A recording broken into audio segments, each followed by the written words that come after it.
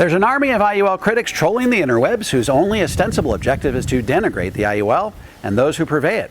Now, don't get me wrong, there's plenty to criticize on how the IUL is marketed on social media, and I've made plenty of videos on this channel debunking those approaches. But that's hardly the whole story when it comes to IUL. The real issue seems to be that the IUL's critics, almost to a person, tend to conflate scammy agents with scammy products. In other words, if an agent uses underhanded tactics when selling the IUL, the product itself is, by extension, a scam or a ripoff. This is somewhat akin to saying, because Jordan Belfort, the Wolf of Wall Street, used deceptive practices when selling stocks, then you should avoid stocks at all costs. Look, we're all adults here, and we should be able to distinguish between scammy people and scammy products. But when you get past all the shady marketing on TikTok and elsewhere, the IUL's critics still have one overwhelming objective: its purported high fees. The IUL's fees, they affirm, are its Achilles heel. Having studied how the IUL's fees work for the last 15 years of my career, I find this criticism puzzling. It's been employed by Susie Orman, Dave Ramsey, Clark Howard, Jeremy Schneider, Amit Sethi, and countless others. And the thing that's so confounding is that all these gurus are ostensibly smart people. They know how to read ledgers and they're good at math. Yet, they predictably and persistently list the IUL's fees as its weak spot. What I endeavor to show you in today's video is that IUL's fees are one of its very best features, particularly if you're committed to keeping it your entire life. Instead of being the IUL's Achilles heel, its fees are actually its strength. Fees are one of the reasons why you should consider making the IUL part of a balanced, comprehensive approach to tax-free retirement planning. So, exactly how high are the IUL's fees? I usually respond to that question the following way. They're a little bit higher in the early years, but they're much lower in the later years. Well, when you average them out over the life of the program, it can cost you as little as 0.5% per year. How can this be, you ask? Particularly when the fees in those early years can be perceived to be prohibitively high? Well, you have to understand how insurance companies structure the IUL's fees over the life of the program. Generally speaking, the IUL's fees are front-loaded. That means that insurance companies incur most of the expenses for getting your policy up and running in the first 10 to 15 years.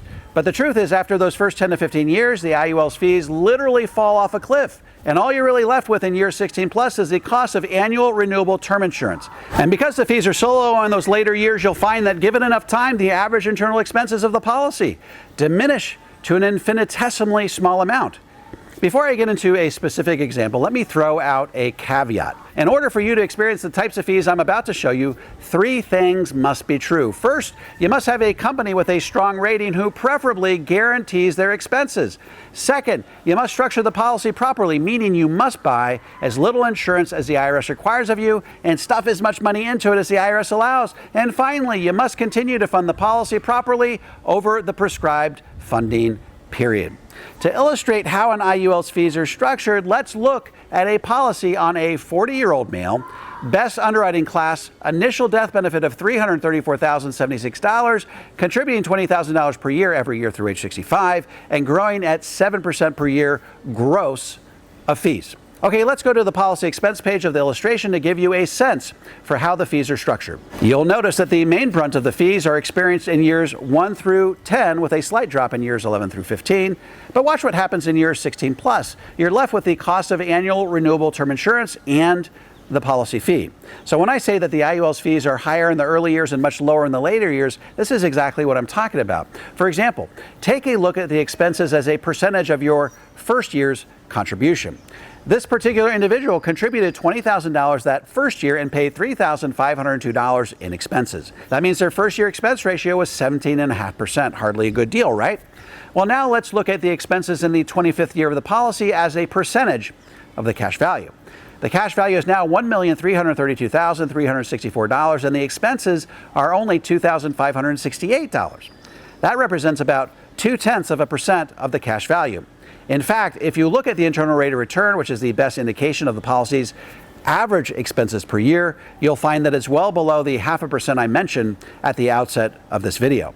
That's lower than the least expensive 401k plans on the market. Let me put this differently. Entering into an IUL contract is a bit like getting married. You don't get married because you plan on being together for 5, 10, or even 15 years. You get married because it's till death do you part. So when evaluating the fees inside your IUL, you shouldn't fixate on the fees in the first 15 years. You should consider the fees as an average percentage of the cash value over the life of the policy. In short, the financial gurus build their anti-IUL narrative about the IUL's fees exclusively in the early years. If it's 17.5% of the first year's premium, it must be 17.5% of the actual cash value over the life of the program. This approach could not possibly be any more flawed.